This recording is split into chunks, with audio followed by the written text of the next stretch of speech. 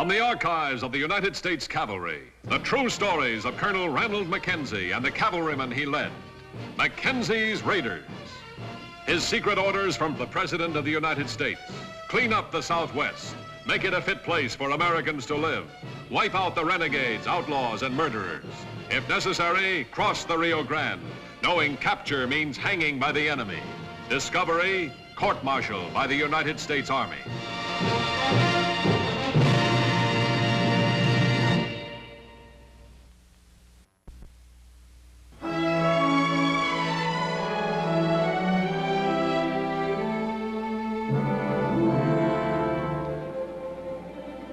October 1873, Texas country. Fort Clark was fast becoming a vital part of the border territory's expanding economy. Colonel Mackenzie's remote 4th Cavalry outpost depended largely on local settlers for forage, fresh beef, and horses. In return, the settlers grew to depend on the patrols of Cavalry Blue as their only protection against death, from violent nature, from violent men. All right, Mr. Fields. We'll take all of them. Just give this to the paymaster at the post, and he'll cash it for you. This doesn't look like Mackenzie's signature to me.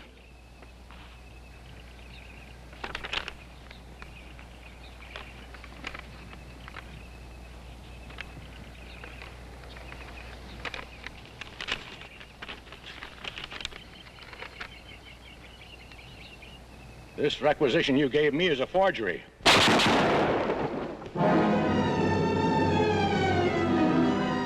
He's been paid off now, and in full. Well, looks like we bought ourselves some horses. All right, let's get him out of here. Colonel Mackenzie had made the Army uniform a symbol of absolute trust. But now this trust was reaping grim rewards.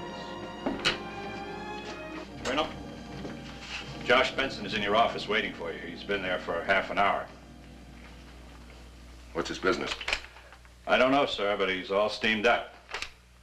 Imagine he is. Huh. Mr. Benson? Colonel Mackenzie, What can I do for you, sir? may I be frank, Colonel? Certainly. I will put it to you simply, Colonel. You are an inefficient commander. More killings done by men in Army uniform, I gather. More killing by your troopers, Colonel. That's a very serious accusation. What else am I to believe? How do you explain this series of murders? First Adams, then Gifford, then Harry Town. You know them all as well as I do. And the only single fact to come out of it all is that the attacks were made by soldiers. All right. I admit that everything you say is true, excepting those were not my men. Are you prepared to prove that, Colonel? How do you mean? I speak for 30 families. Families who are still alive, who have not yet been attacked. This group has sent me here to tell you this, beginning now. Keep your patrols away from us. We are prepared to shoot anyone in uniform and ask questions later. Give me no choice, Mr. Benson. You must be aware that my orders to this fort oblige me to protect the peace. To do that, I depend on my patrols. Now you're threatening those patrols with death. You're courting disaster, Mr. Benson. Perhaps. But until these assassins in uniform are dead, we must protect our lives. Good day, Colonel. Good day, sir.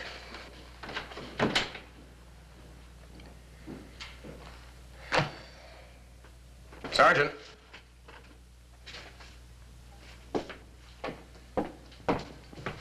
Sergeant.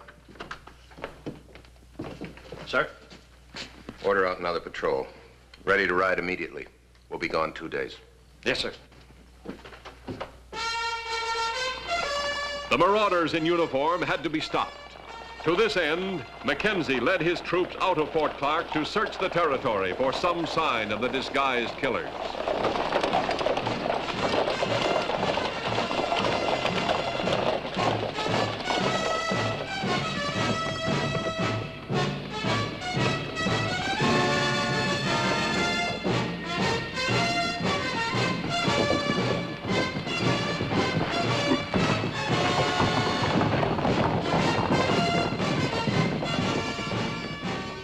He He found what he was looking for, more ruthless attacks on helpless ranchers. Hysteria was so great that every soldier was in danger of being shot on sight by frightened civilians, unable to detect protector from assassin.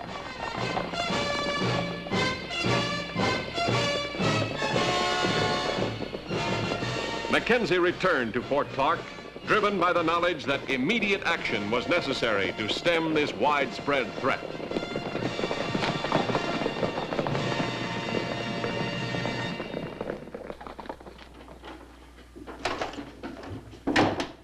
Come on in, Lieutenant.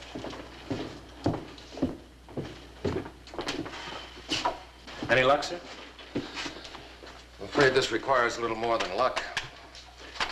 Here, I got enough sand in my eyes to fill a bucket. I'll get the sergeant to hustle up some hot water, sir. Oh, later. Lieutenant, everywhere I went, stories of men in uniform committing every crime in the book. Lots of them. Deserters, sir? Can't be. There aren't that many in this territory. Can't be regulars. There are not that many men out on pass. Sounds like the Jayhawkers during the war. Exactly. Professionals.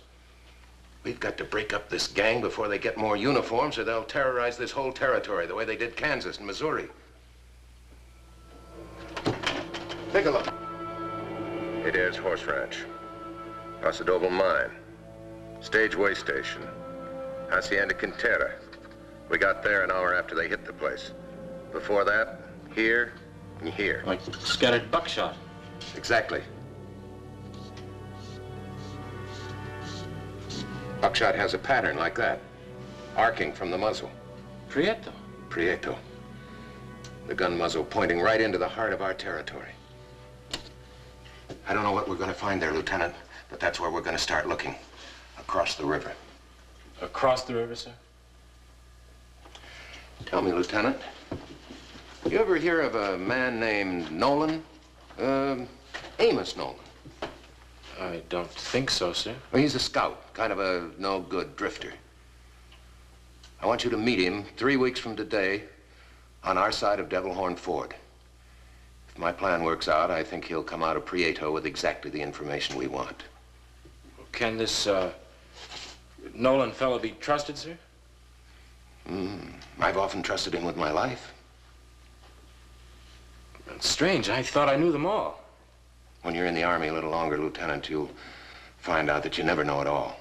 Every day, something new. Yes, sir.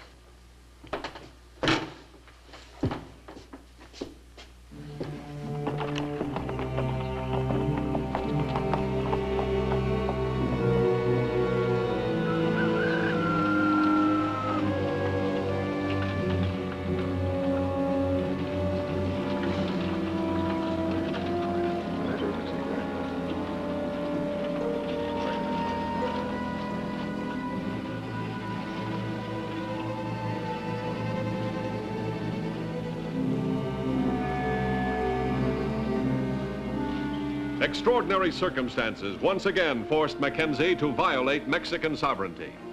Following his secret orders, he crossed the Rio Grande, knowing that his capture in Mexico would surely mean his death.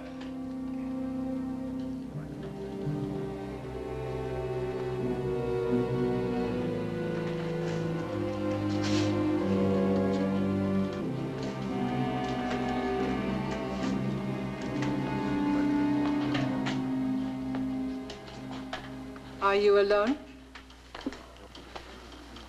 I don't seem to be now. Mind if I sit down? My name's Rita. What are you? Drifter? Saddle tramp? My name's Amos Nolan. I'm a professional scout. That is, when I need a job.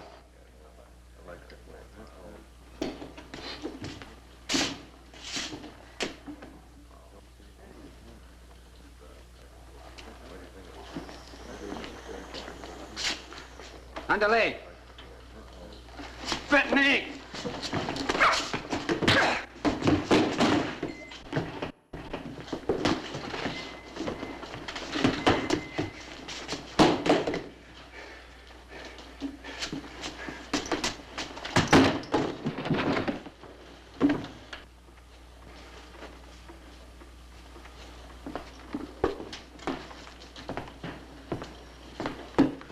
Give these back to him when you see him again. Would it help if you had asked?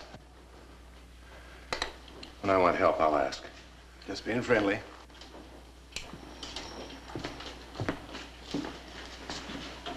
Well, you next? No thanks. I just want to say a man who handles himself like you do could find some work around here. Man that's got angles doesn't need a job. Fair enough. You're a scout. I can smell him a mile away. I suppose that getting paid for leading freighters into Fort Clark is your idea of an angle. You suppose right, mister? With me, that's a job. It's a job with angles. That's a fancy gun belt you're wearing. Yeah. A friend of mine makes them. Suppose he'd make one for me? Depends. On an angle? Sometimes a scout's information is worth a lot of money. Uh-huh. Well, like I told your friends, when I need help, I'll ask for it. Any idea when that'll be? Depends on how long my money holds out. The slow action around here, that'll probably be 2 or 3 weeks. I'm going back to the fort. You don't expect to find any action there? Maybe. Maybe not. Well, if you hear anything, I'll be here.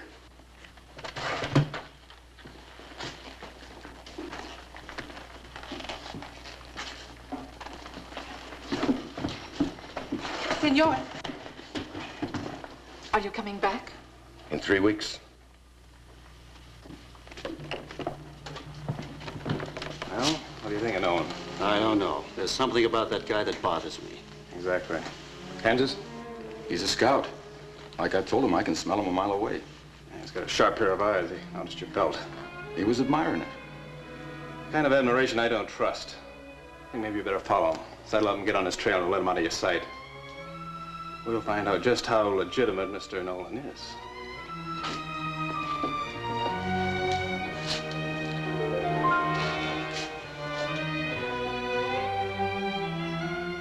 May 17th, 1875.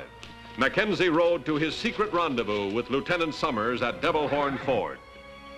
But a sixth sense warned him of something he had not foreseen.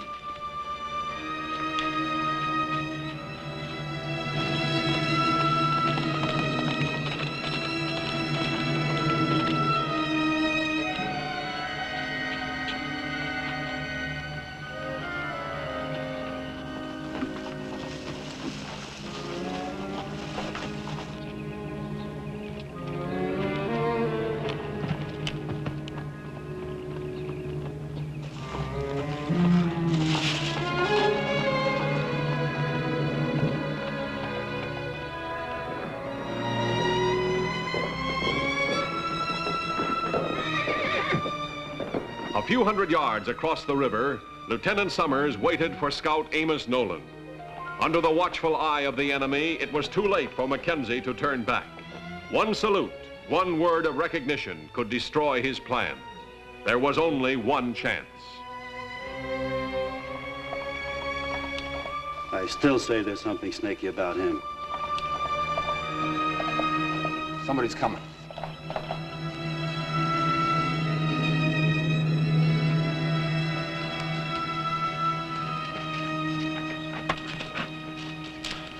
Don't shoot. What?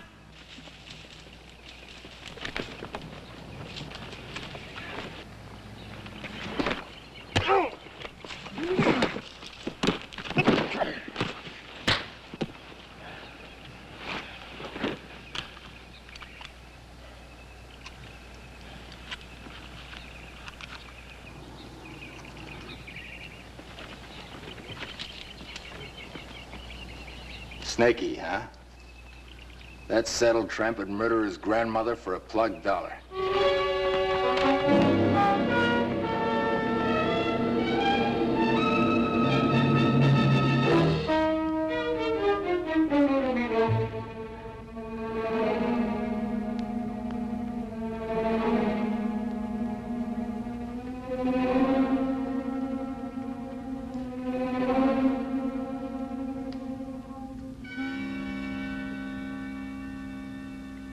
What happened?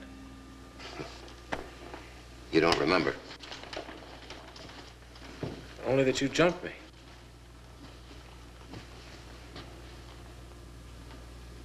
My watch. And your wallet. I'm sorry, Mark. I had everything set up, but they got suspicious and followed me, so I had to make it look good. When you found them? I think so. The next step is to make sure. Yes, sir. Now, look, we've got 3 weeks. 3 weeks. I want every second to count. Yes, sir. First, you know where we can get a Conestoga wagon? A Conestoga wagon? A Conestoga. Yes, sir. I think so, sir. Get it. Yes, Get sir. it. And have the carpenters start taking it apart immediately. Yes, sir. Another thing, Lieutenant. I want 5 men trained to hip shoot the eye out of a squirrel in the middle of a somersault. Sir? After 2 weeks of long-range practice, give each of these men a week's furlough so his absence won't be noticed. You got that? Yes, sir. I may be wrong, Mark, but I think they're going to attack in here again. They're going to attack an Army freight wagon coming in secretly with something they need more than guns and bullets. A wagon load of Army uniforms. Well, how are they going to find out, sir? From Amos Nolan. For a price. Get going, Lieutenant. Yes, sir.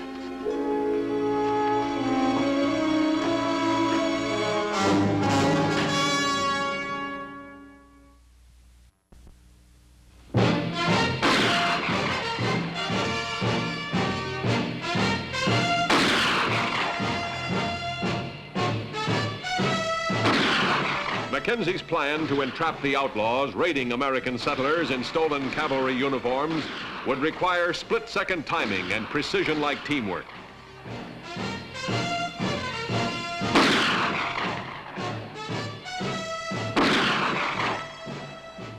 That's as sharp a squad as I've ever seen, Colonel. They'll have to be.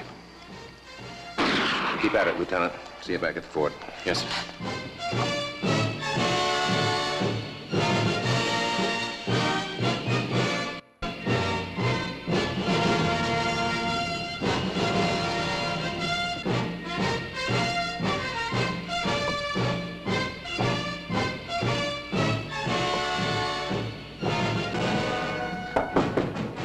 Come in. Lieutenant. You sent for me, sir? Yes. I'm leaving now. I want to go over with you once again exactly what I expect of you. Yes, sir. Now remember, the whole operation depends on split-second timing. In the first place, I'm counting on their buying my information about that wagon and setting out for you. Yes, sir. So you see, you'll really be on your own, because I probably won't be able to get back to you in time. I understand, sir.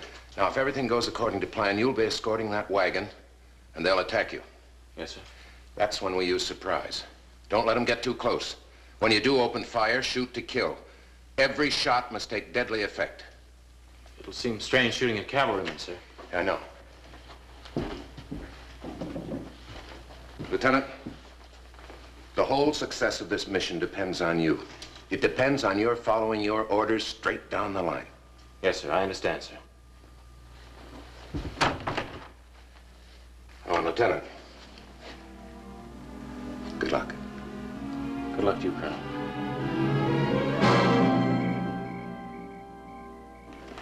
Let's see if your information's worth buying. $500 first.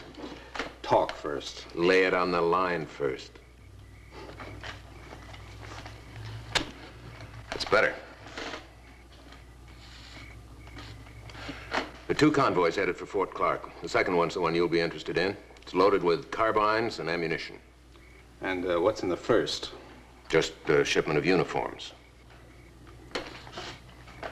Well, I guess you've earned your money. Keep an eye on them, Kansas. Why are you more interested in uniforms than in guns and ammunition? You'll see.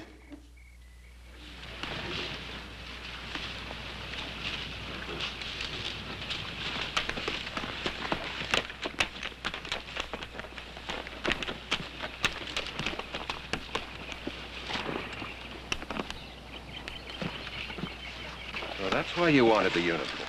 Yeah, and we got a lot of guys just dying to use them. All right, let's get on with it. Well, let me tell you the trail that wagon's going to take. Oh, you're going to do better than that, Mr. Nolan. You're going to show us the way. That wasn't part of the deal. What do you want to be, Kansas? A sergeant or a corporal? I'd hate to have a saddle tramp outrank me. There you are. Here you are, Corporal. These ought to fit you. Put him on. We gotta get going. This was the unexpected, the one thing Mackenzie hadn't counted on. In uniform with these jayhawkers, he'd be shot down with the rest. He remembered his own orders.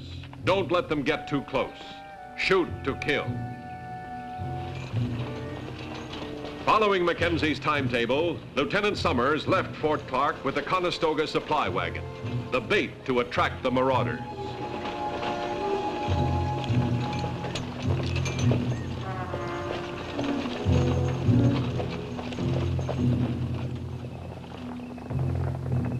Lieutenant Summers knew this had to be the disguised renegade patrol. Mackenzie had done his job well.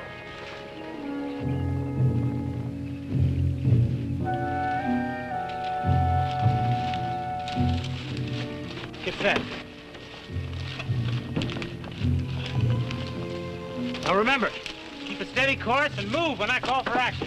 Yes, sir. Go out. Get up. Get up now.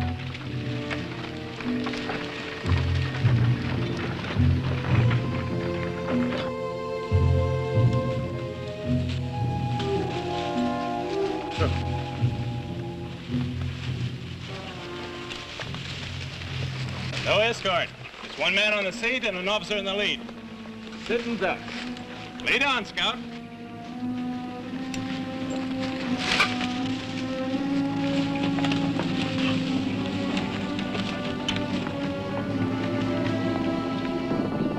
Mackenzie's voice kept mocking him. They'll be in cavalry uniforms. Don't let them get too close.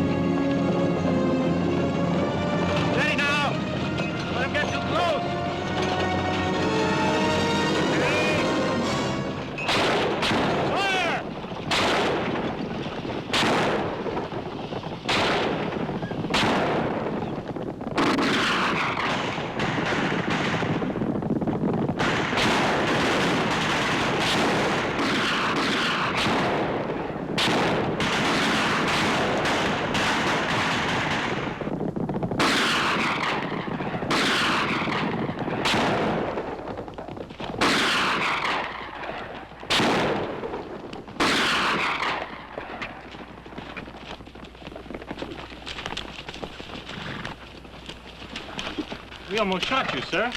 I'm aware of that, Lieutenant. You followed your orders explicitly.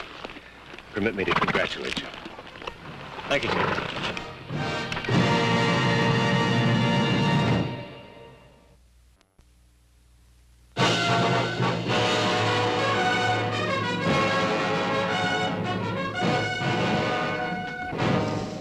Hey, Corporal.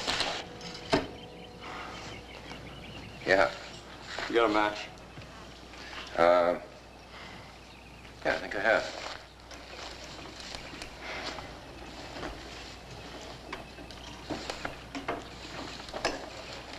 Thanks.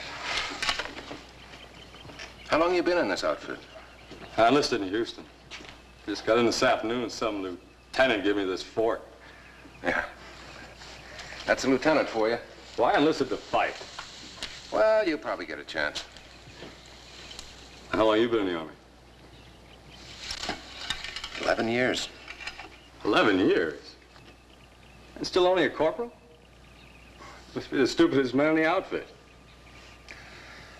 Sometimes I'm inclined to agree with you. Watch out, Corporal. You're gonna get lieutenant. Colonel Mackenzie, the platoon is ready for inspection, sir. What's the matter with you, Private? Oh, it's just the excitement, I think.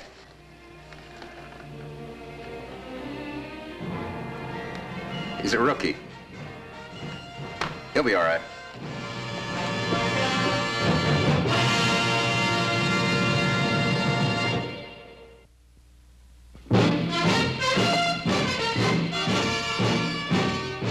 Mackenzie's raiders rode again and again, carrying out the secret orders of the President of the United States. Do whatever necessary to clean up the Southwest. Make it a decent place for people to live. Ride with Mackenzie's Raiders as they relive the blazing pages of history in the making.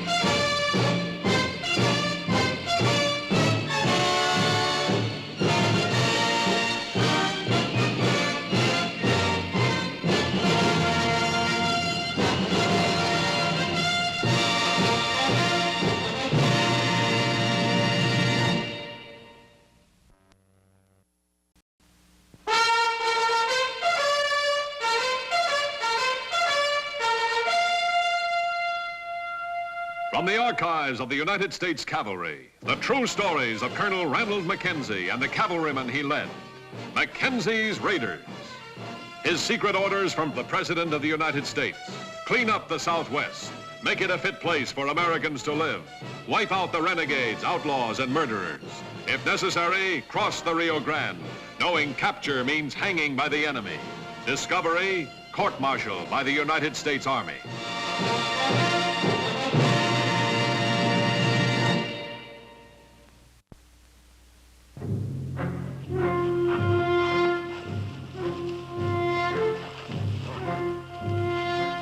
The month of April, 1872, near the Rio Grande, West Texas.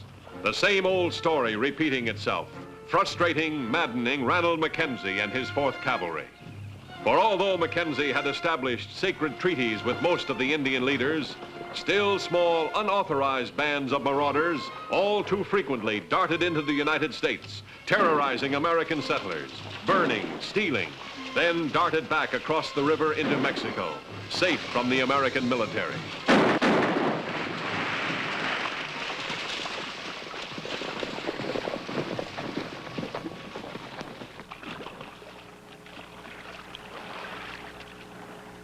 Give me a hand here. This one's alive. And he's not an Indian. Another problem was now added to the many already confronting Colonel Ranald Mackenzie. For although the boy was not an Indian, as he regained consciousness from his superficial wound, he proved to be an Apache all the way through.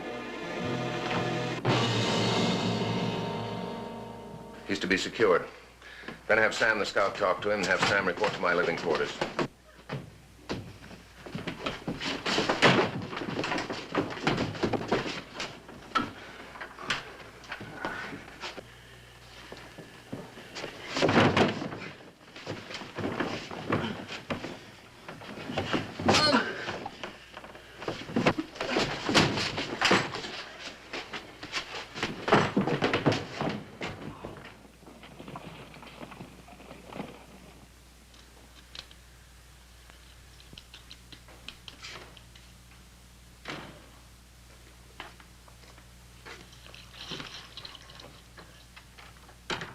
Finally got him locked up.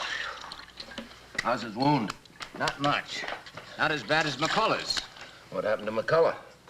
Our engine bit a chunk out of his hand. He's a regular rattlesnake.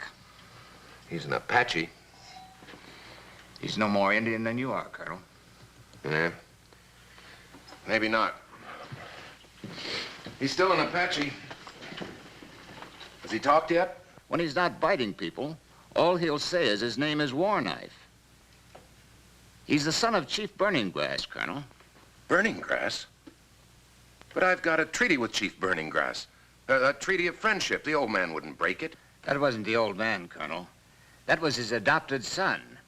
Probably got a few young bucks together just for devilment and to prove that they're grown-up men now. Now what have I got myself into?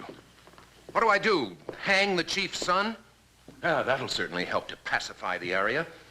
Or maybe I force him onto a reservation where he can weave baskets. How old would you say that kid is? 14, maybe. I know who he is, Colonel. Before you were stationed at Fort Clark, there was an Apache raid on the Benton place. Killed the Bentons and 2 hands. Stole a year-old baby. How long ago was that? 13 years ago. I see. So, it would appear that our Apache might possibly be a Benton. Appears to add up like it. Benton's brother Abner came out from the east last year and took over the place. He and Mrs. Benton could be this kid's aunt and uncle. But that kid's an Apache. He's been raised an Apache's son, and he's proud of it. How are we going to persuade him now that he's a Benton? And how are the Bentons going to persuade him that he's just a farm boy? Be quite a scandal in the territory if you were to treat him like an Injun. Flesh and blood, you know.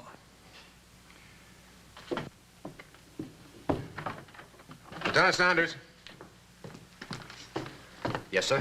Please take a detail to the Benton place. Present my compliments to Mr. and Mrs. Benton. Tell them I'd consider it a favor if they'd come to my office as soon as they can. Yes, sir.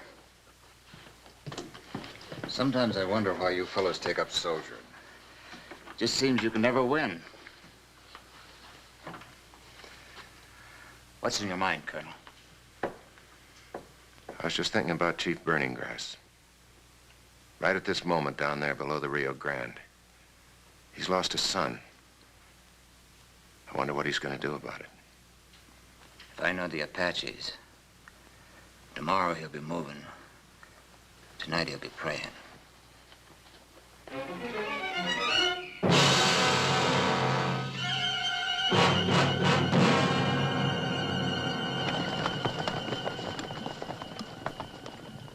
No, Maud, this is no time for crying. This is a time for happiness. Oh, I know, Abner. But it brings it all back to me. We were in Philadelphia, Colonel, when we heard about it. The awful tragedy to Abner's brother and sister-in-law. Mackenzie, I'm not one to beat around the bush. I've only been out here in West Texas a year. But I'll be frank to say that I haven't been happy with the reports about you and your outfit.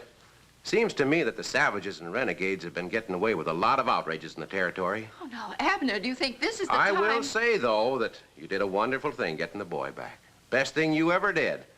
And I'm going to see to it that they hear about it back in Washington. And he will, too. He has friends there. Well, now, Mackenzie, let's get the boy and we'll be on our way. Mr. Benton, perhaps there are 1 or 2 things I should explain before you see Warknife. See who? Warknife.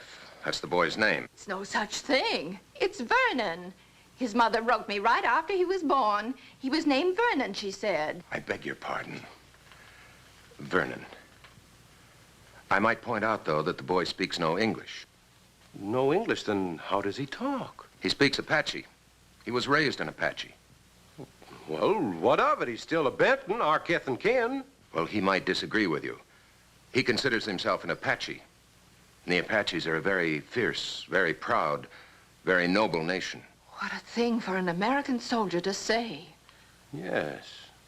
What are you suggesting, Mackenzie? I'm suggesting, sir, that it might be better to leave the boy in my custody until the proper authorities decide what's best to do with him. Now, you look here, Mr. High and Mighty Soldier. Where that boy is concerned, I am the proper authority, and don't you forget it. Begging your pardon, Mr. Benton. I'll decide what's best to do with him, and that's to take him home with his auntie and his uncle where he belongs. Now, where is he? At the moment, he's in the post jail. Jail? See here, soldier. There's law in this territory. My nephew is not an Indian. He's a free American citizen. And you're holding him against his will and against mine. Now, do you take me to him pronto? Or do I swear out a warrant for your arrest? Please accompany me. Lieutenant. Yes, sir. I'll need Sam to translate for me. Right away, sir.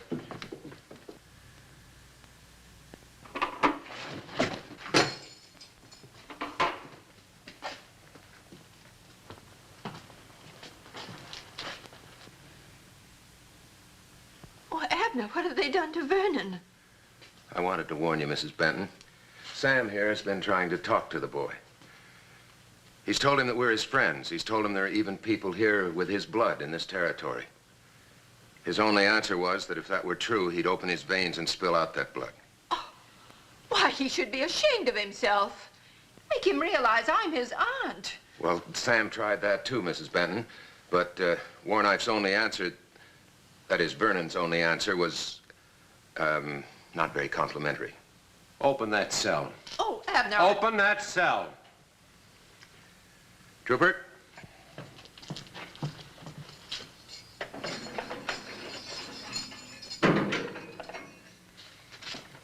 Now, Warknife. Tell him I too am a chief. Kubani, tutwa, ikwa. Mihata, wolata. He says in that case, he will speak only with the chief. All right. Is that so? Boy, you're about to learn some civilized manners. Mackenzie, is he my legal ward or is he not? I asked you a question, Mackenzie. Legally, yes, I suppose he is.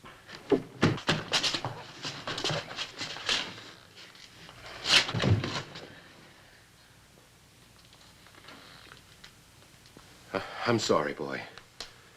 I've got to teach you not to talk to your auntie that way. I've got to teach you to have some respect for your elders. I'm sorry, boy. Mackenzie, I'm taking my nephew out of this jail. Now, I'm expecting you to give me some help to get him safely to my ranch. Trooper, have the sergeant call out a detail. Tell him to escort Mr. and Mrs. Benton and their nephew to the Benton Ranch. Remain there until further orders. Good evening to you, sir. Good evening, madam.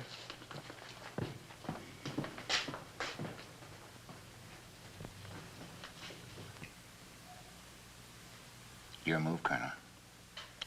Oh, sorry. Guess I'm not very interested in chess tonight. How'd I get myself into this, Sam? Better I should have left that kid to drown in the river. You couldn't have done that, Colonel.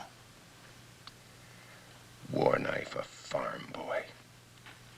Not for long. No, not for long. By tomorrow, the whole Apache Nation will know about this. Old Chief Burning Grass will be up here to get his son back, one way or the other. I can't keep a detail on that Benton place forever, but the minute I draw those troopers off, there'll be another massacre. The minute I... Sam. Sam. Chief Burning Grass, do you know where to find him? He'll be on the Mexican side of the river. Can you find him tonight? I can try.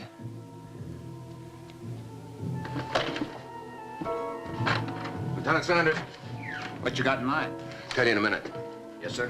Lieutenant, please order out a patrol immediately. 60 men. See that 4 of my raiders are sprinkled among them. We'll leave in 10 minutes and we'll ride till dawn. Yes, sir.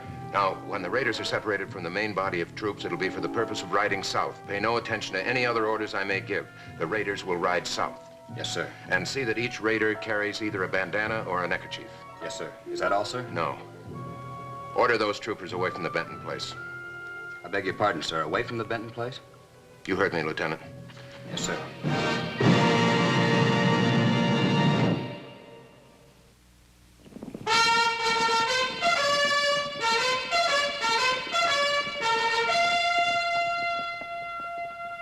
Dawn, April 29th, 1872.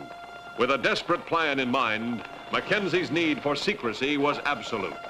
To avoid court-martial, even the majority of his own officers and men must be deceived as to his mission and methods.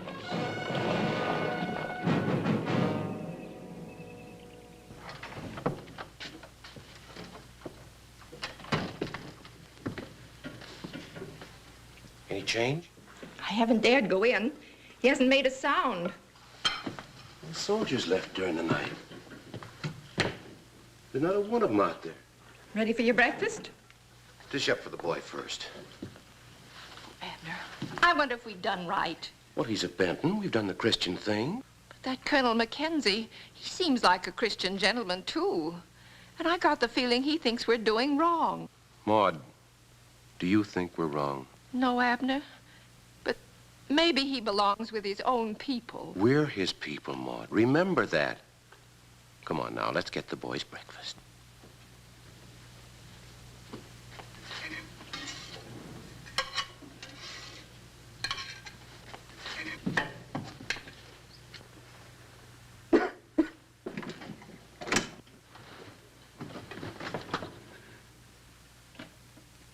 Boy, there you are. I brought you something to eat. I told you you'd feel better in those clothes. They look much better, too.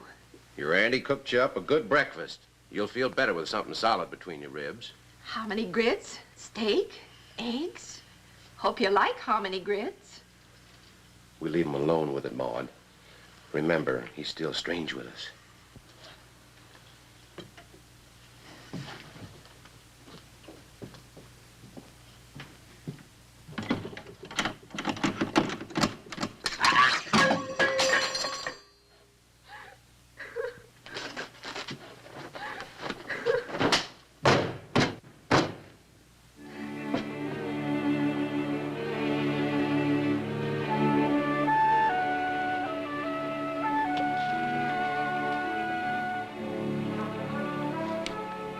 Like most soldiers charged with subduing the Apaches in 1872, Ranald Mackenzie constantly found himself torn between duty and his respect for a worthy foe. Now, in a dilemma caused mainly by his own vigilance, Mackenzie was forced to take desperate measures to extricate himself.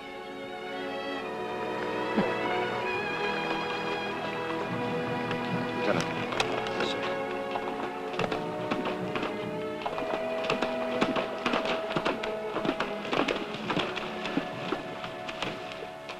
He's waiting. Get my horse. Like I said, I don't know why you fellers take up soldiering. If I'm not back in an hour, return to the fort. Yes, sir.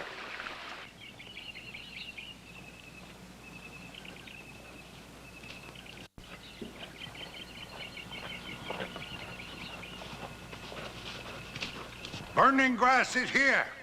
Mackenzie will come no closer. Mackenzie is content. You have brought much sorrow to my people. And you have brought much sorrow to my people, Chief Burning Grass. But I have not stolen Mackenzie's son. I am here that we may speak of your son, as one chief to another. Then speak, Chief Mackenzie. I never feel right about letting the old man go off alone like that. You have a son, Lieutenant? Yeah. Yeah, he's back in Kansas City with his mama. You love him? What kind of a question is that? Don't forget old Burning Grass loves his son just like you love yours. And he'll do just about anything to get him back. It is right that the father, not strangers, should chide the son. As always, Chief Burning Grass speaks words of great wisdom. Very well, Chief Mackenzie. I agree to what you propose. My people will leave what you require there where you stand. And I have the word of Burning Grass as a mighty chief that his warriors will not ride until Mackenzie returns. My word is given. Chief Burning Grass will not regret this. Chief Burning Grass hopes that when next we meet, it shall be as friends again. That is what Chief Mackenzie and his people desire.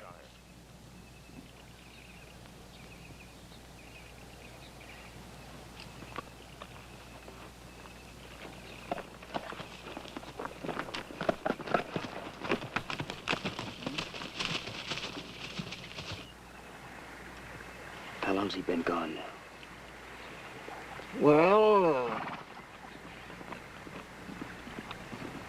Listen.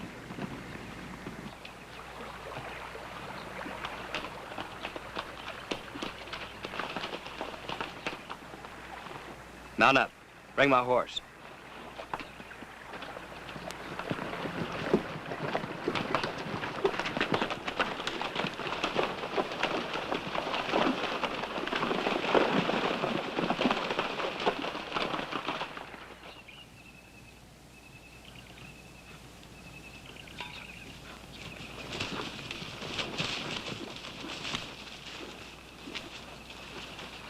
All right, men, strip down.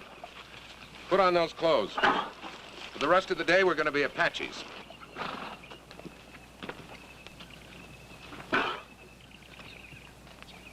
Lieutenant, have a couple of the men cut some horses' mane. Ought to work pretty well as Apache wigs.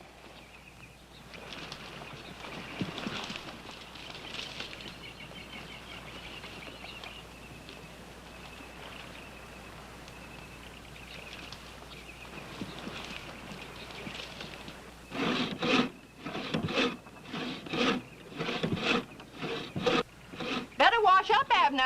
Time for lunch. In a minute, Maud. I think it's going to rain.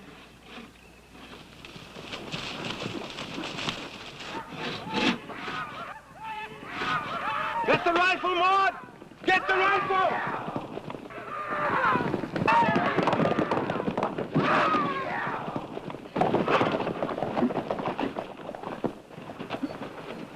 Abner, are you all right?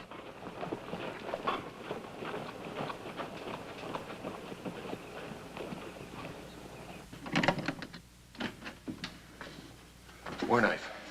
It's Colonel Mackenzie. I'm your friend.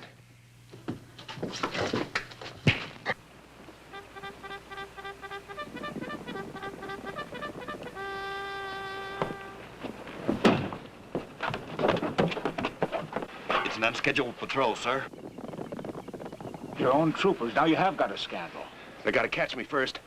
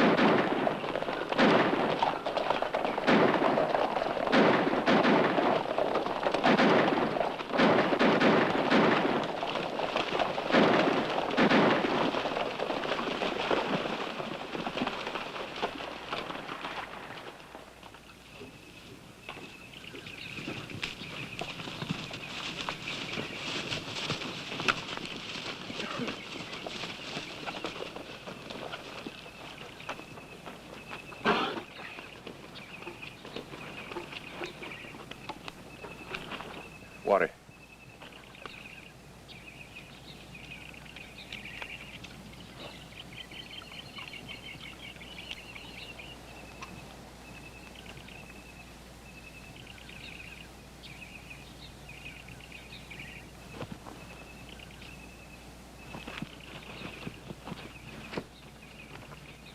Tell him he's home. Yo-yo Hatato.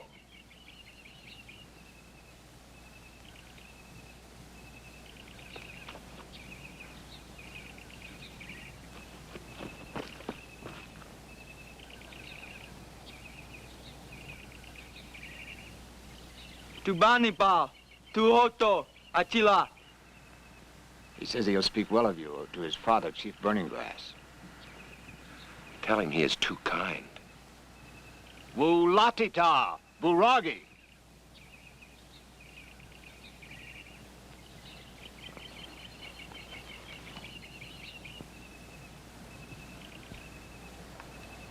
Look.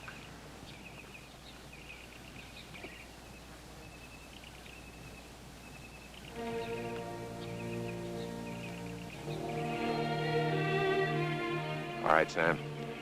Take a look back up at the river, see if those bluebellies have left yet. We've got to get back to Fort Clark.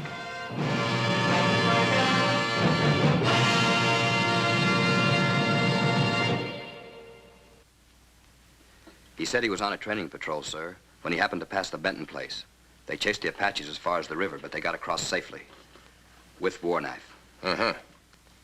Lieutenant, give that patrol extra duty. Pretty soon we've got to start outrunning these Indians for a change. Yes, sir. That's all, Lieutenant. Yes, sir. Mr. and Mrs. Benton, I can only apologize to you both and thank Providence that those Apaches didn't harm either one of you. I just can't understand it. Also, sir, I won't blame you for any charges you wish to prefer against me. Just a minute, Colonel. I know you feel that you should go and get the boy back. Well, don't. Don't. And let these savages get away with it? I know, but Maud and me, we talked it over, and, well, it seems to us that he's better off right where he is. With his own people. What will Washington say? Well, don't you worry about Washington. I won't say a word to them. Colonel, the less said about the whole thing, the better. Thank you, Mr. Benton. Thank you very much, sir. You're too kind.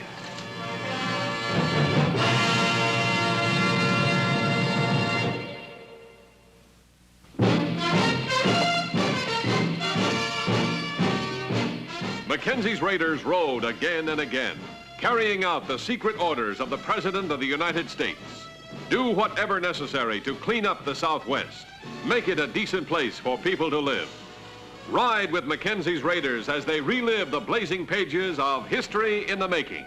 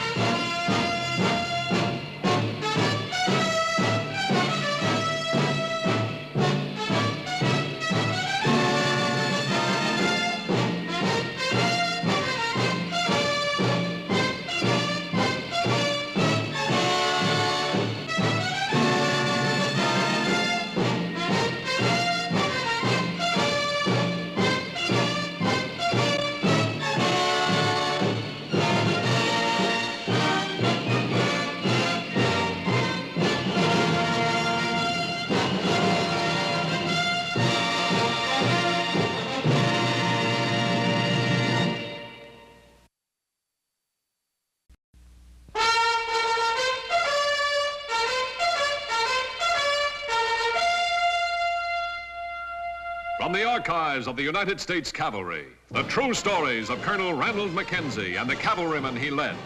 Mackenzie's Raiders. His secret orders from the President of the United States. Clean up the Southwest. Make it a fit place for Americans to live. Wipe out the renegades, outlaws, and murderers. If necessary, cross the Rio Grande, knowing capture means hanging by the enemy. Discovery, court-martial by the United States Army.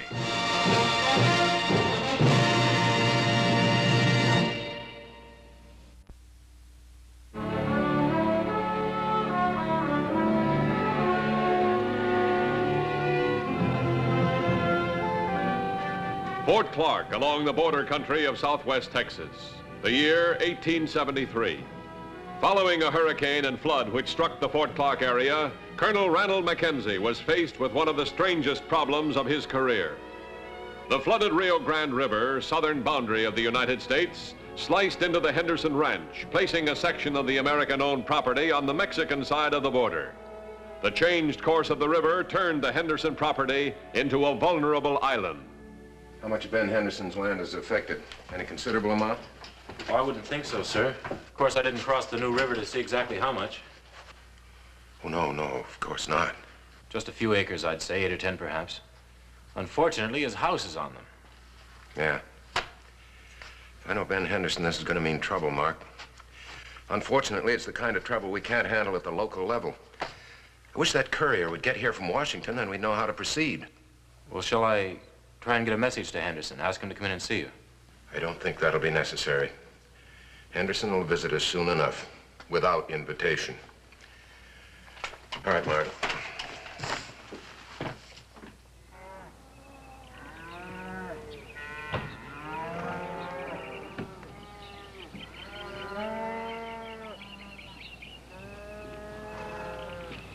Now, don't you worry, Jenny.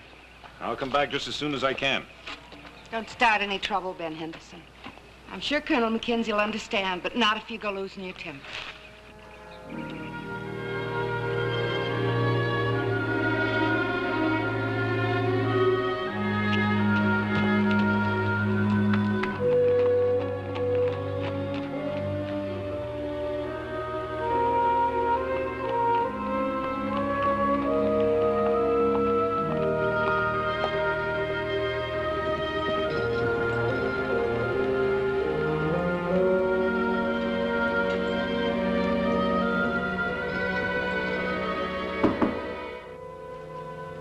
Come in.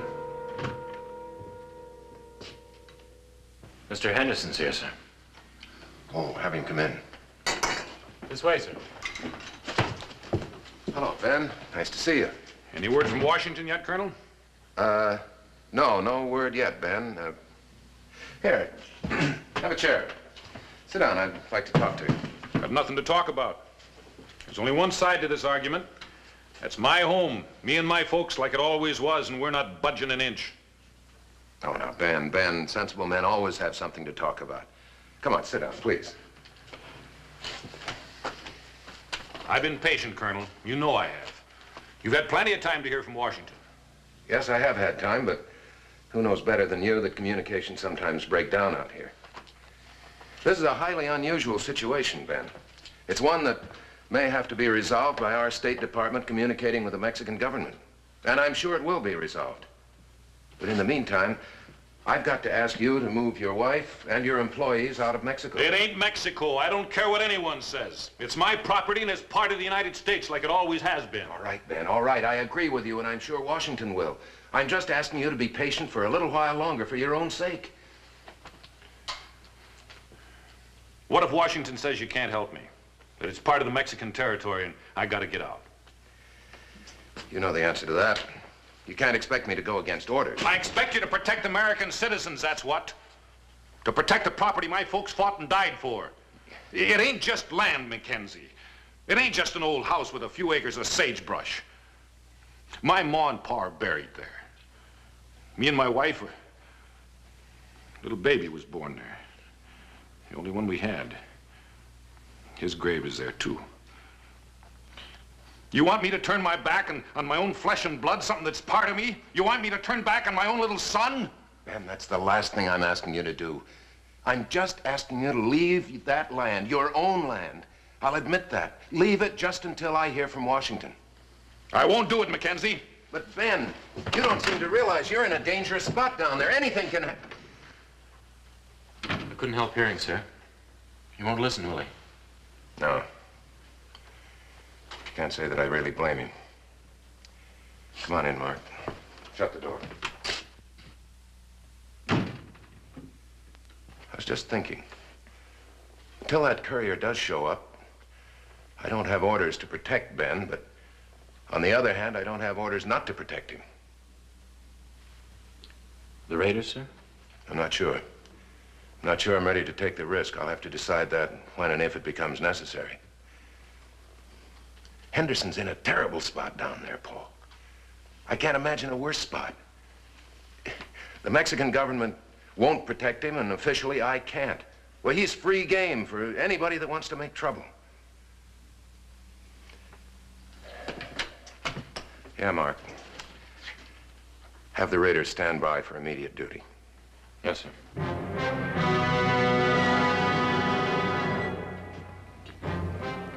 Raiders, pass the word.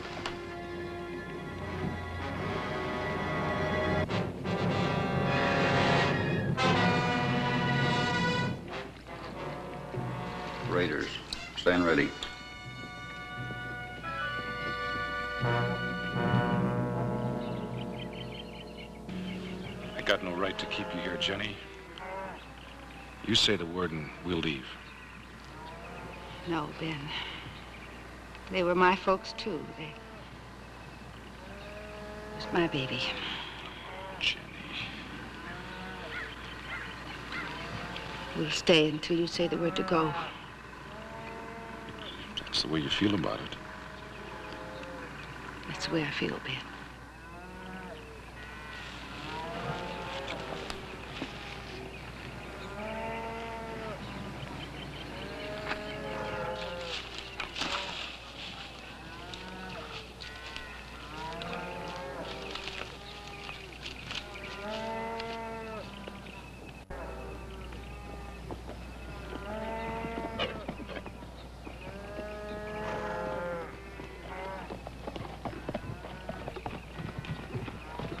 Howdy, Ben. Any luck with Mackenzie? Yeah, bad. He says he can't help us. That's kind of a surprise, coming from Mackenzie. Well, that's the way it is. You fellas want to have supper now or wait till the rest of the boys ride in? What's the matter? Where are the rest of the boys? There aren't any, Ben. They ain't coming. Well, good riddance. What's keeping you two around waiting for your pay? Ben, don't talk like that. We appreciate you staying, Ted. You all go get washed up and I'll warm up your supper. Well, you do that, Ted. We're proud to have you stay with us. Inside, Jimmy!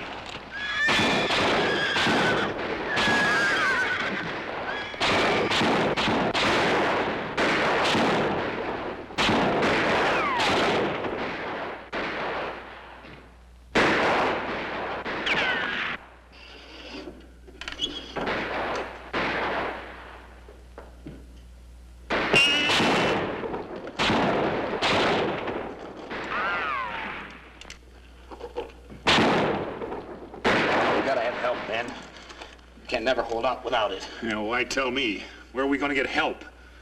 Mackenzie, maybe. If he knows how bad off we are. Well, if you want to try. It ain't a case of wanting. It's got to be done.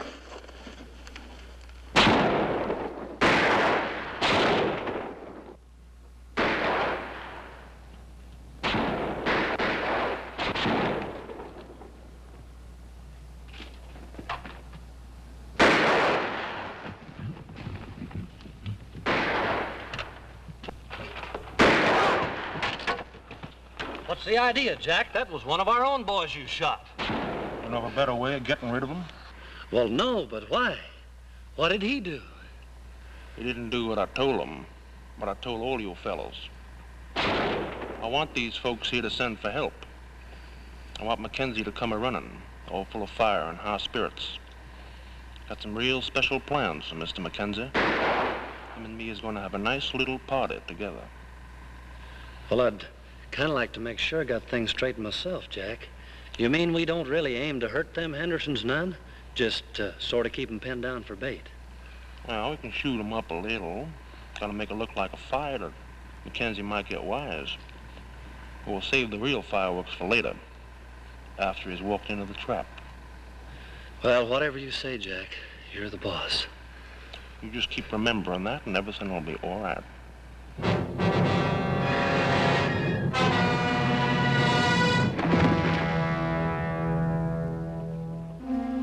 Mackenzie and Lieutenant Summers rode out to the Henderson Ranch to determine the immediate threat to the occupants.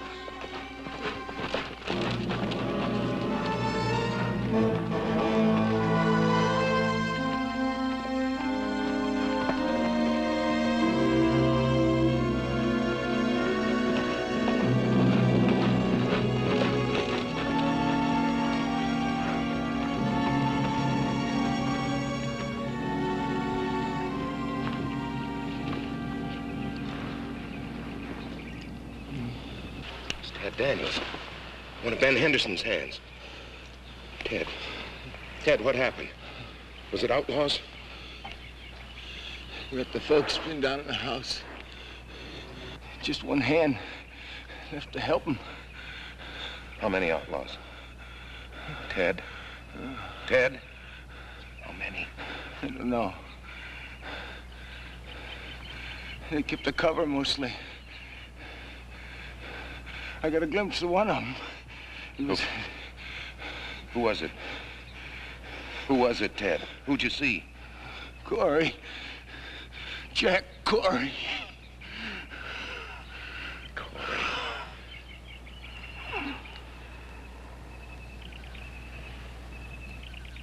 It's plain now, Lieutenant. The Hendersons are just bait to get me into Mexico. I'm not sure I understand, sir. Happened before you were posted to Fort Clark.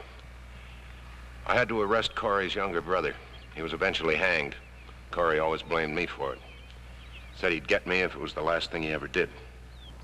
Well, then if it's simply a trap for you, does that mean he won't harm the Hendersons? On the contrary, he'll kill them in the most painful way he can think up.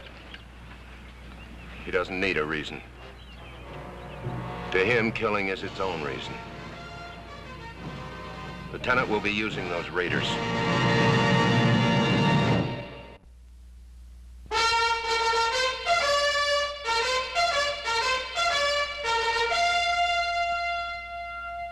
The word had been passed. Secretly, the raiders rode out of Fort Clark to their rendezvous point on the American side of the river. Once again, it was Mackenzie's decision to break the rules, to cross into Mexico, to shoulder the terrible risks necessary to protect the lives of American citizens. All here. All right. Let's go.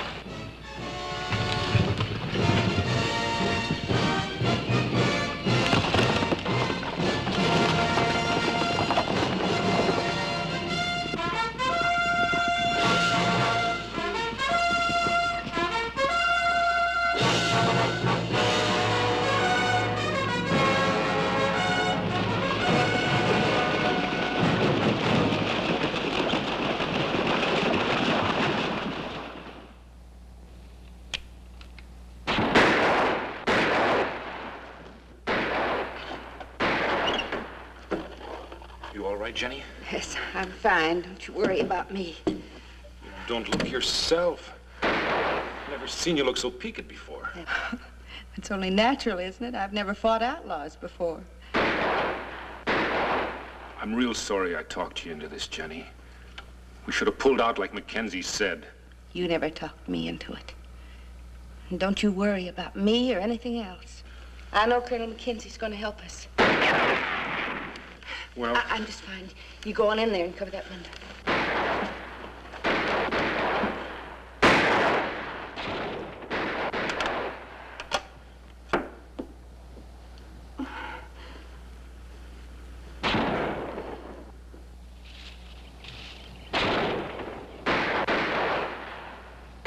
We shouldn't have too much trouble infiltrating the line they've got around that house. We shouldn't, but don't count on it. I don't want to have to saddle pack any of you back to Fort Clark. If everybody's clear as to what we're going to do, I'll lead out. The rest of you follow by the numbers. What about Smith, sir? You don't want to count. Maybe we better save the jokes till later, after we've done our job.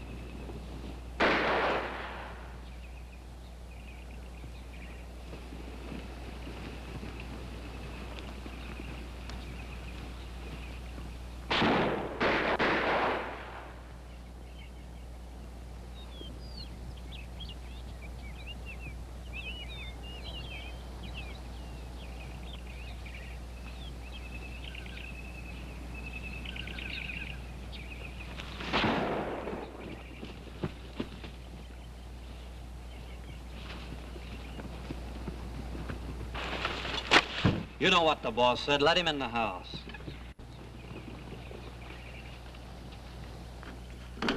Cover the side windows.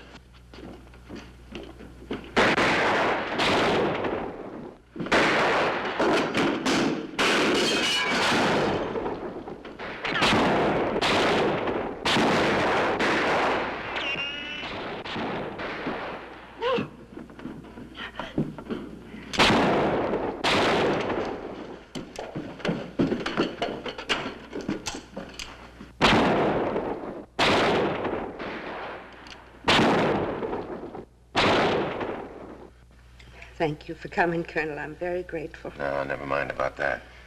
What I want to know is, when were you expecting this baby? 2 months, 3? Well, 2, 3 months. Between 2 and 3. That ought to be about right. It's awful premature, isn't it? I mean, it isn't going to be all right. Of course it's going to be all right. Now, we're going to figure out a way of getting you out of here, back across the river. Can't have an event like this happening on foreign soil. Be frank with me, Colonel.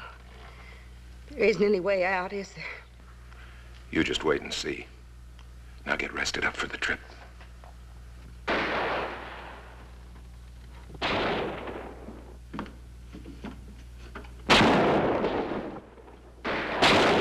Ben. Lieutenant. Ben, your baby, it's going to be born sooner than you expected. Oh, we gotta get a doctor then. No, I don't think so. I think it's better to let her rest now. The baby's going to be premature, Ben. But she's a strong woman. Under the right circumstances, she'll be all right. I gotta get help. I'll go get a doctor. I'll get to town. No, Ben, no doctor. She's got to do without a doctor. If we can just get her back across the river, someplace where she'll feel safe, be safe. Do you have a springboard, any kind of wagon that we could carry her in? Yeah, the barn out back. Corey's men are mostly on this side between here and the river, but how are we gonna swing it? How can we do it? I don't know. To answer that, we'll have to know how many men Corey has and how they're deployed. If we knew that, Ben, take it easy. Easy, take it easy. What do you mean my wife's in there dying? You tell me to take it easy. Oh, your voice down. Now, listen, I'll tell you what we're gonna do, Mackenzie, you and me. We're cutting out of here. We're going back to the fort, and you're gonna order out your men. Enough to run those outlaws away. Put that pistol away, Ben. You do it or I'll kill you. You put that pistol away, Ben.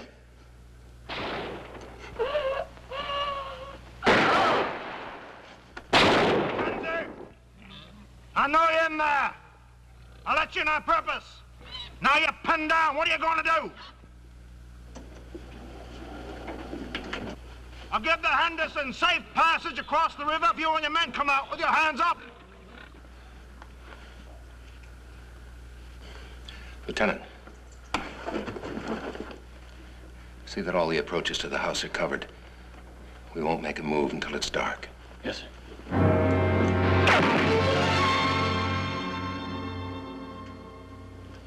I'm gonna have a look around outside. When I open that door, dim the light. Yes, sir. All right?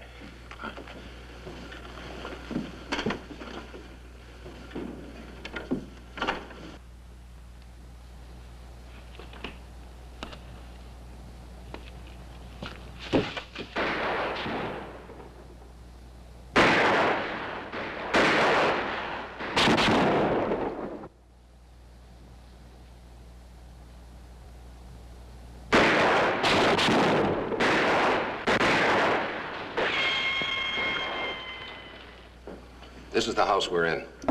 Now, seemingly, the only fire against it is directed from these three positions. Seemingly. That's what Corey wants us to think. Actually, his men are spelling each other. The rest of his group is somewhere over in here, ready to relieve or support these three men. How many altogether, sir? 6, 7, I'd say, maybe 8. If we try to charge those skunks and cut us to pieces. That's right. A charge would play right into Corey's hands. That's why we're not going to charge. You got your pet with you?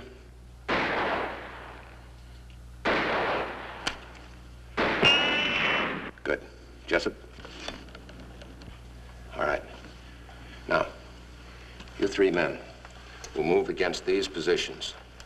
Take these men at their firing positions. In the meantime, Lieutenant, you move into a position where you can cover the rest of the men over here. Get the drop on them. Yes, sir. In the meantime, I'll be trying to find Corey. Sorry, Ben. You and your man here will have to hold things down. Move from window to window. Keep firing, but fire high. My men and I will be out there someplace. Well, what are you gonna do? There's no time to explain now. If it works, you'll know about it. If it doesn't work, it won't matter. All right, let's go.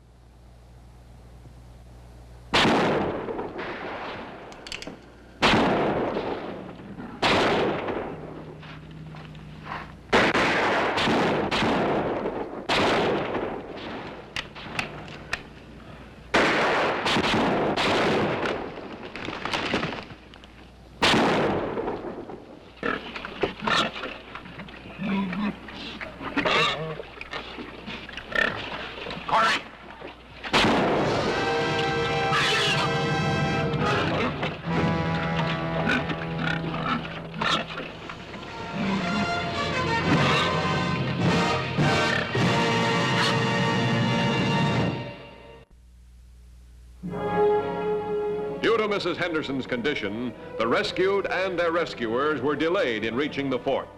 And Mackenzie learned belatedly of the arrival of good news from Washington. Mexico conceded America's claim to the cut-off land. It was to be fully protected until the river reverted to its original course and protection became unnecessary.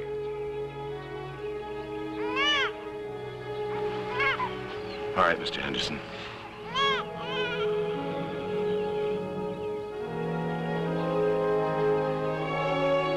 Colonel! Colonel! It's a boy, Colonel Mackenzie. You hear, a boy? Jenny just had a boy. Don't say. Well, congratulations. Thanks for telling me. Well, it's all right. I wanted you to be the first to know.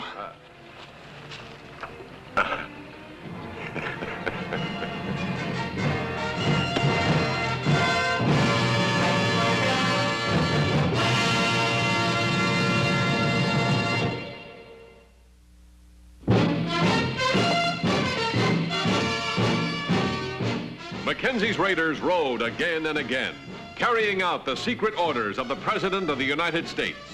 Do whatever necessary to clean up the Southwest. Make it a decent place for people to live.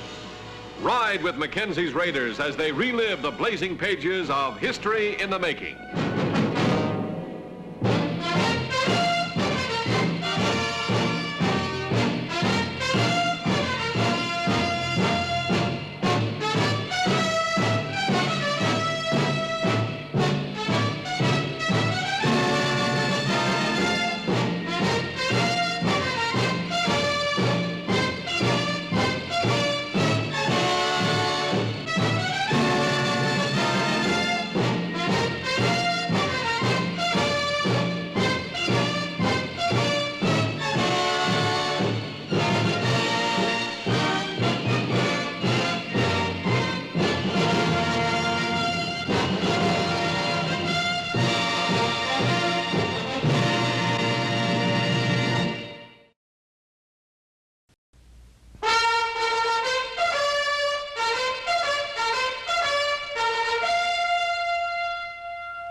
From the archives of the United States Cavalry, the true stories of Colonel Ranald Mackenzie and the cavalrymen he led. Mackenzie's Raiders. His secret orders from the President of the United States. Clean up the Southwest. Make it a fit place for Americans to live. Wipe out the renegades, outlaws, and murderers. If necessary, cross the Rio Grande, knowing capture means hanging by the enemy. Discovery, court-martial by the United States Army.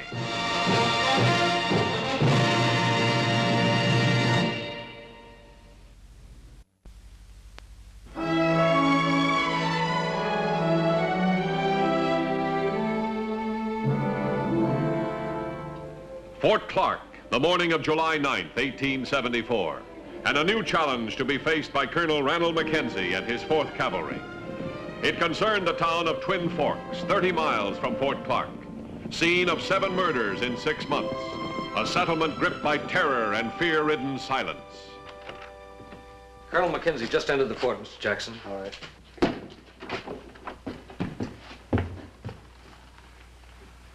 Mr. Jackson. Good of you to come, sir. Please sit down.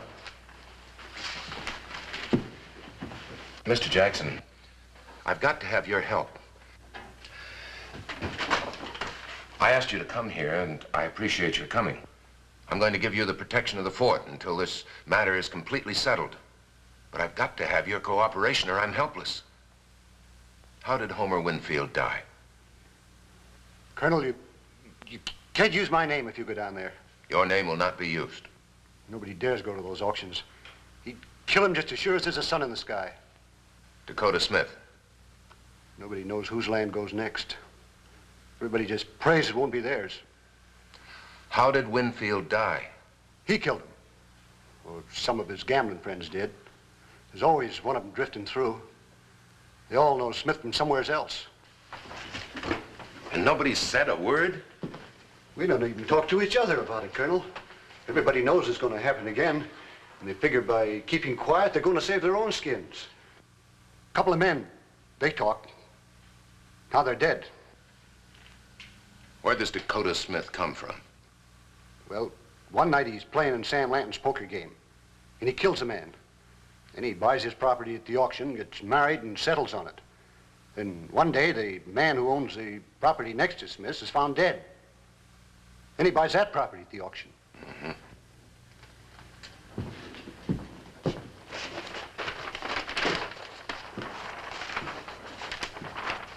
Dakota Smith now owns all of this territory.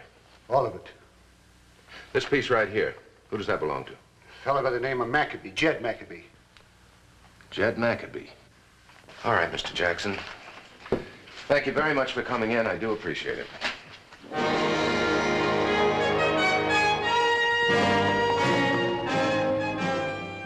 Mackenzie rode out to Twin Forks to check on Jackson's story. Revealed was the evidence of a community withering away, a town without law, settlers without protection, a situation which could destroy the community unless checked. Authorized by his secret orders to maintain peace at all costs, Mackenzie sought the answer to this deadly problem.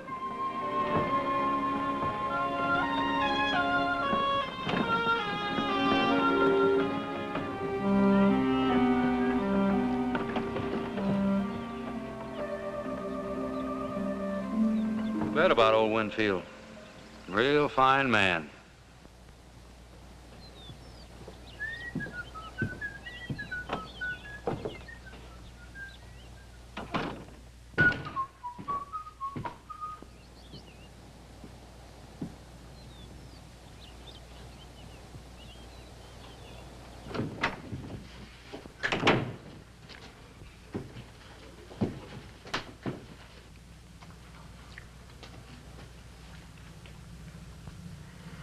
The bidding will start for the property of the late Homer Winfield.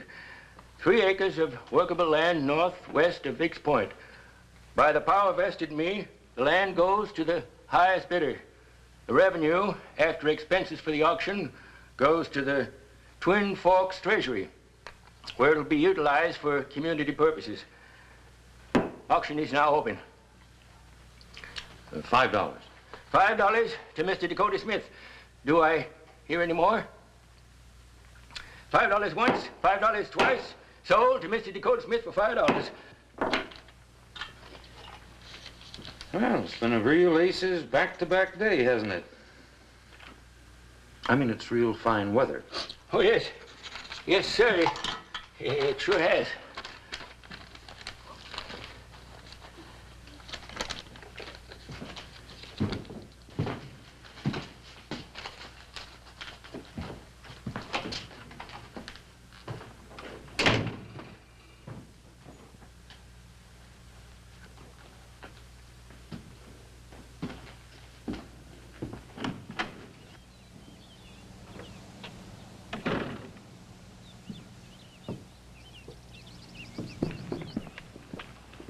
Leaving, Pete? I reckon so.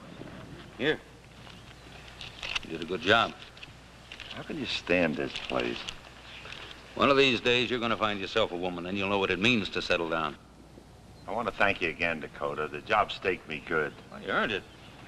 Where you heading? Oh, I thought I'd push on down to Mexico for a while. Say, here there's silver money just begging to be gambled away. Well, good luck. Don't hesitate to drop in any time you're in the neighborhood. Might have another job for you. You'll probably own the town by then. You won't need any more work done.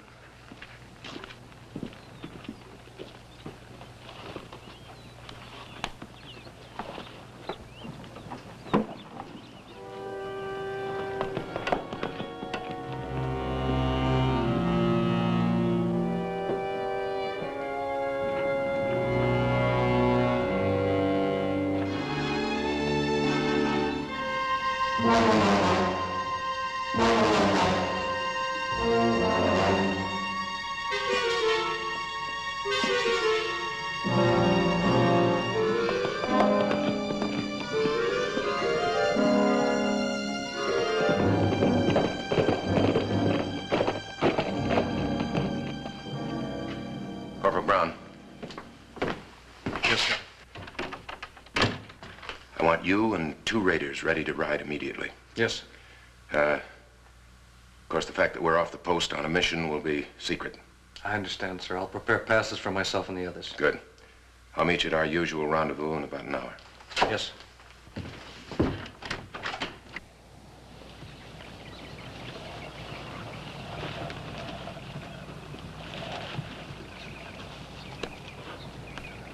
We're riding for Twin Forks.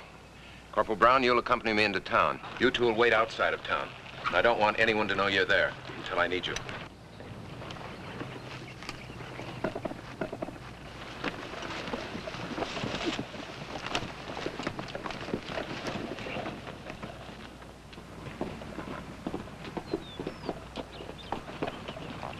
See if you can get Dakota Smith to come in here and talk to me.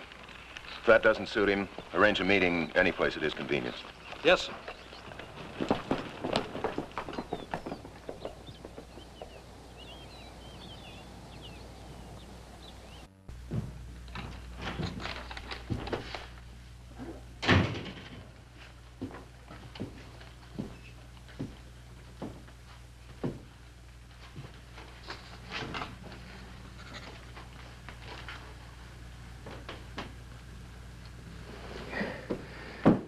What can I do for you? I was here the other day, remember? Yes, I remember. You're the colonel from Fort Clark, aren't you? Right. You have auctions like that often? We have auctions here all the time. You don't seem to get much of a turnout. Most people around here have enough property. Except Dakota Smith. I wouldn't know about that. Well, you must know something about it. You record all these auctions, don't you? Now, look here, Colonel. I don't know what you're getting at, but it's all in here and legal. Have a look. Yeah, I may do that after a while. I'll be in Twin Forks for a while. Since this is government property, I'll be using it as my office. I'm sorry. I have some work to do.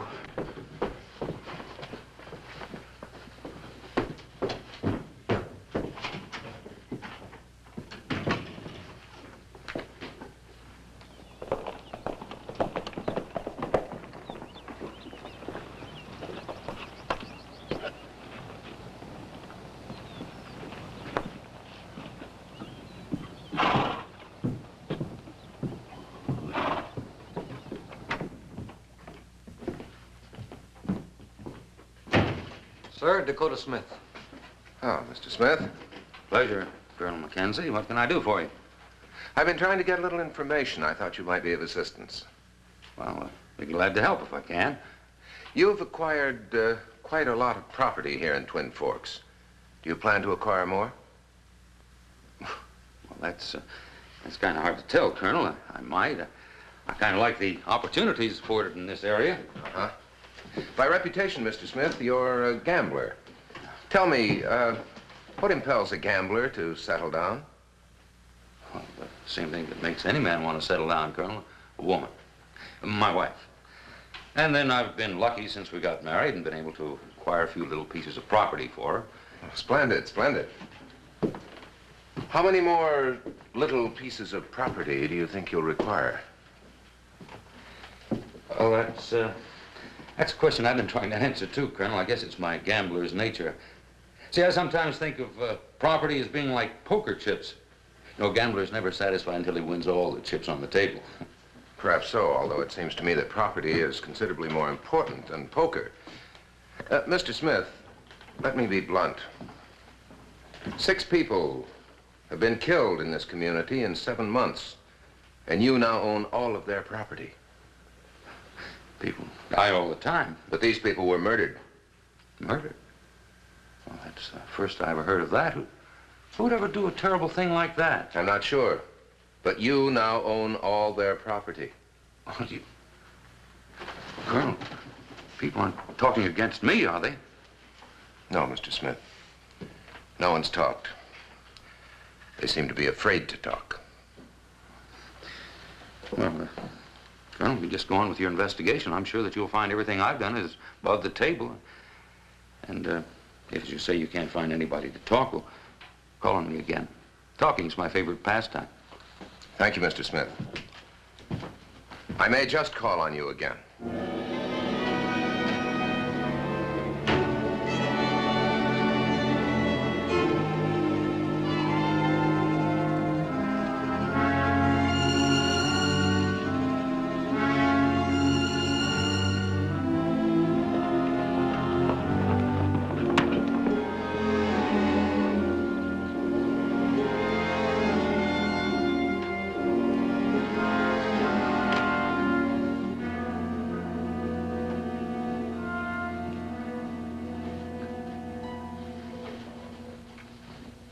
What was it all about? What we figured. He means business, Julie. What can he do? What can he prove? Nothing yet, but if he stays around long enough, he might find out anything. I think it's about time that we considered, we've got enough land.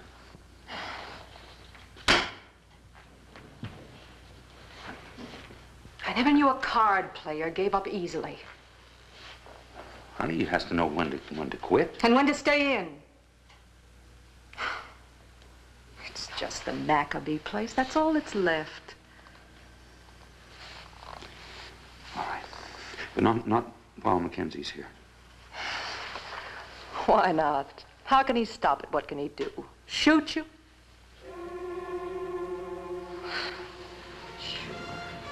What can he do?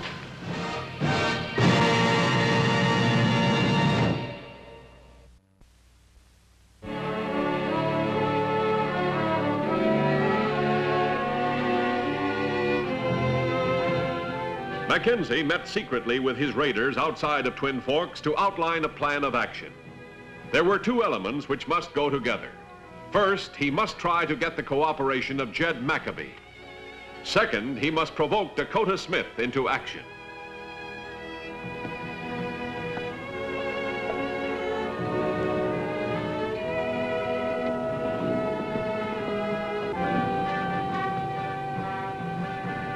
Mr. Maccabee? That's right. I'm Colonel Randall Mackenzie, Fort Clark. What do you want to see me about? You know a man named Dakota Smith? I know of him.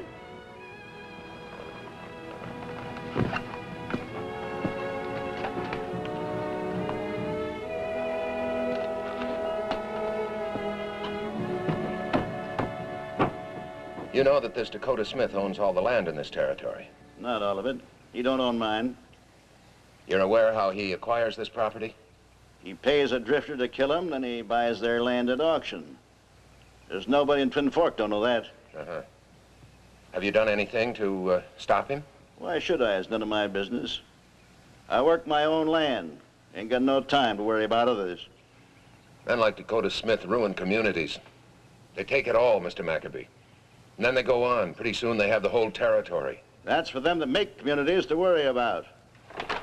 Mr. Maccabee, you're aware that this latest acquisition of Mr. Smith's gives him this entire section?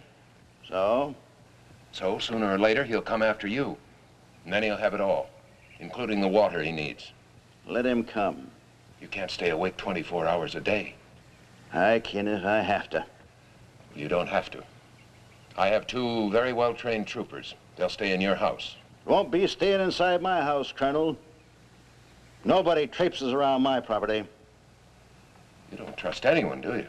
Nope. Besides, I don't need any of your men. I got my own little arsenal in there. You can take care of anybody, including that gambling fella.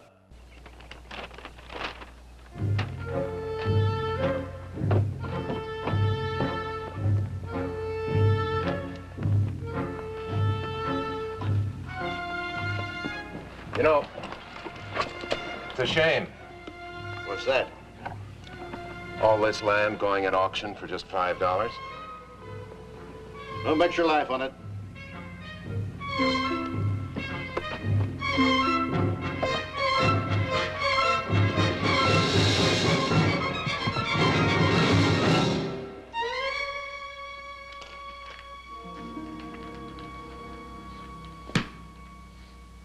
Something wrong? No. No, I guess not.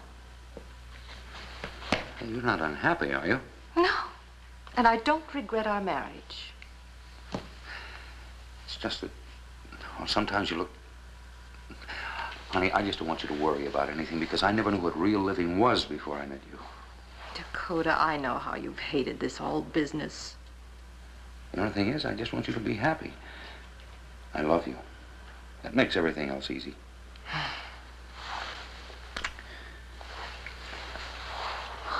We have such a great chance. But you haven't done anything about Jed Maccabee yet. I will. When? Here we are all set except for Maccabee. What are you waiting for? Julie, we've done pretty well in the last 7 months. We're sitting pretty now. That's because we've taken advantage of things. Now, all of a sudden, it's changed. Are you afraid of Colonel Mackenzie? What? Honey, it's just that we don't really need the Maccabee place. We've got enough good land of our own. Why try our luck once too often? This isn't like a card game. There's nothing can stop us. Dakota, we can be the richest ranchers in the Southwest. You frightened? I couldn't love a man who was frightened.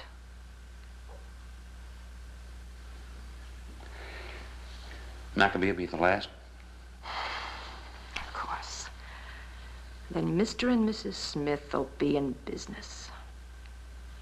All right, I'll go to town and see if I can line somebody up. Maccabee won't be that easy. You better plan on going along yourself.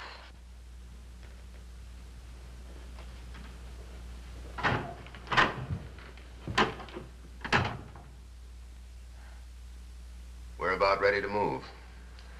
You sure you know what to do? Yes, sir. He won't be cooperative, I can promise you that. We'll handle it, sir. All right. Is Dakota Smith around? No, sir, but Mrs. Dakota Smith's outside. Mrs. Smith? Yes, sir. Wow. You can skip the editorial comment, Corporal, and just show the lady in. Yes, sir.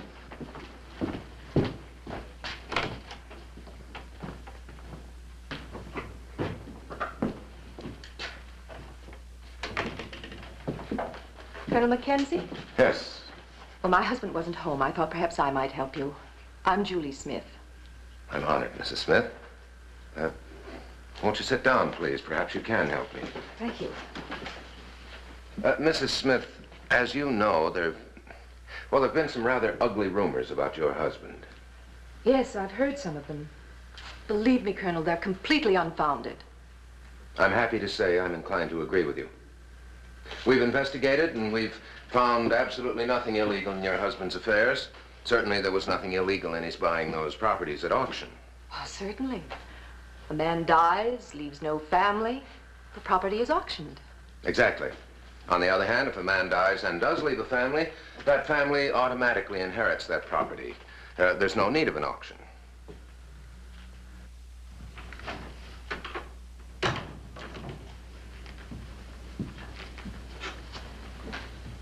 Been in town? Mm-hmm. I found a man. Told him it'd be a few days or maybe a few weeks until Mackenzie leaves town. It can be tomorrow. Wait a minute, what are you trying to do, get me killed? Mackenzie's probably watching me night and day. He leaves Twin Forks today. Today? How do you know? Everybody in town knows.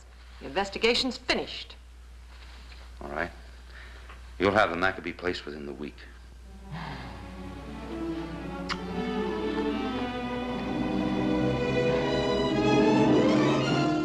Confident that Mrs. Smith would think he had returned to Fort Clark, Colonel Mackenzie and his raiders proceeded with the second half of his plan. He was sure that Mrs. Smith's greed would provide him with the evidence he needed to end the killings in Twin Forks.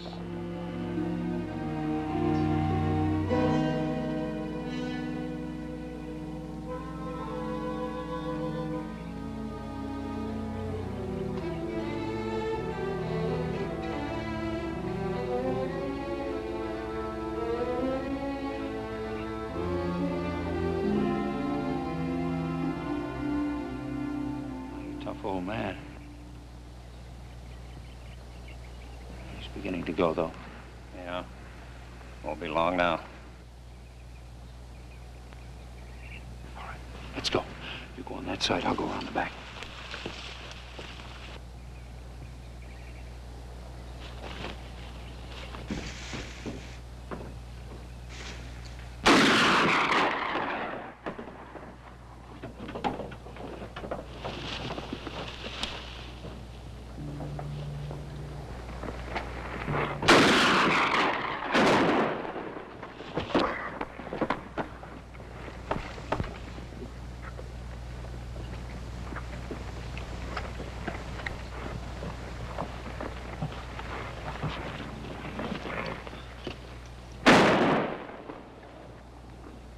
Smith's gone around it back. He's probably in the house. Watch yourselves, men.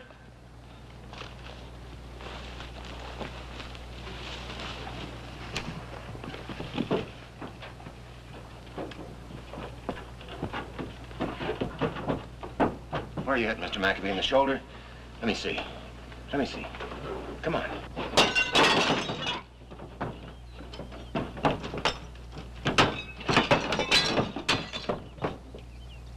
All right, Smith. Come on out. You're all finished.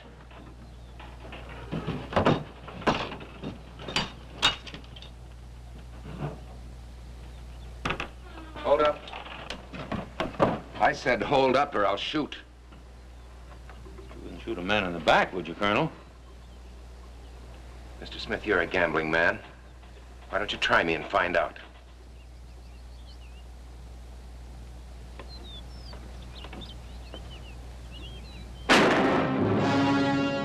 See you in, Trooper.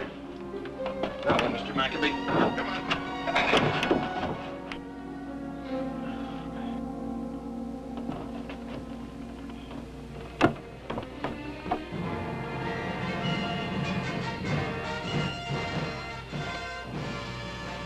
I didn't think you'd do it, Colonel. You'd make a pretty good poker player.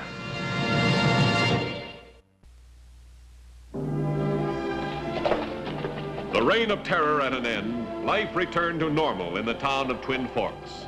And for Colonel Ranald Mackenzie, it was another milestone toward bringing peace to the growing frontier of southwest Texas.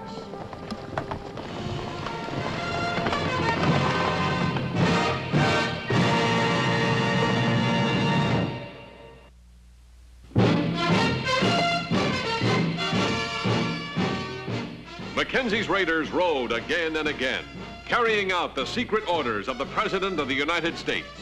Do whatever necessary to clean up the Southwest, make it a decent place for people to live. Ride with Mackenzie's raiders as they relive the blazing pages of history in the making.